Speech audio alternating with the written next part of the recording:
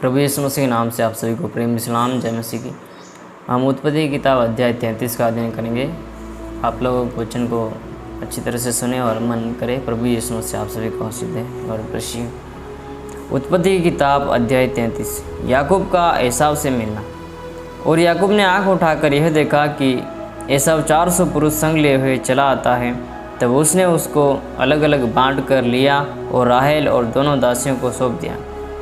और उसने सबके आगे लड़कों समेत दासियों को, उसके पीछे लड़कों समेत लिया को, और सबके पीछे राहेल और यूसुफ को रखा। और आप उन सब के आगे बढ़ा और 7 बार भूमि पर गिरकर दंडवत किए और अपने भाई के पास पहुंचा। वैसा उसे भेंट करने को दौड़ा और उसको हृदय से लगाकर गले से लिपट कर चूमा। फिर वे दोनों रो पड़े। तब उसने आंखें उठाकर स्त्रियों और बच्चों को देखा और पूछा, ये जो तेरे साथ है वे कौन हैं? उसने कहा, ये तेरे दास के लड़के हैं जिन्हें परमेश्वर ने अनुग्रह करके मुझको दिया। लड़कों समेत दासियों ने निकट आकर दंडवत किया। फिर लड़कों समेत लिया निकट आए और उन्होंने भी दंडवत किया। अंत में यूसुफ और राहेल ने भी निकट आकर दंडवत किया। तब उसने पूछा, तेरा यह बड़ा दल जो मुझको मिला उसका क्या प्रयोजन है? उसने कहा, यह कि मेरे प्रभु की अनुग्रह की दृष्टि मुझ पर हो।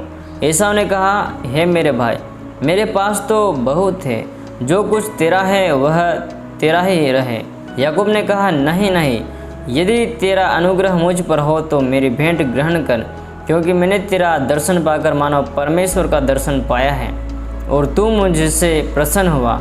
इसलिए यह भेंट जो तुझे भेजी गई है ग्रहण कर, क्योंकि परमेश्वर ने मुझ पर अनुग्रह किया है और मेरे पास बहुत है। जब उसने उससे बहुत आग्रह किया तब उसने भेंट को ग्रहण किया। फिर एसाव ने कहा, आ हम बढ़ चले, मैं तेरे आगे आगे चलूँगा। याकूब ने कहा, हे मेरे प्रभु, तू जानता ही है कि मेरे साथ सुकुमार लड़के और दूध देने हारी भेड़ बकरियां और गायें, और यदि ऐसे पशु एक दिन भी अधिक हाँके जाएं तो सब के सब मर जाएंगे।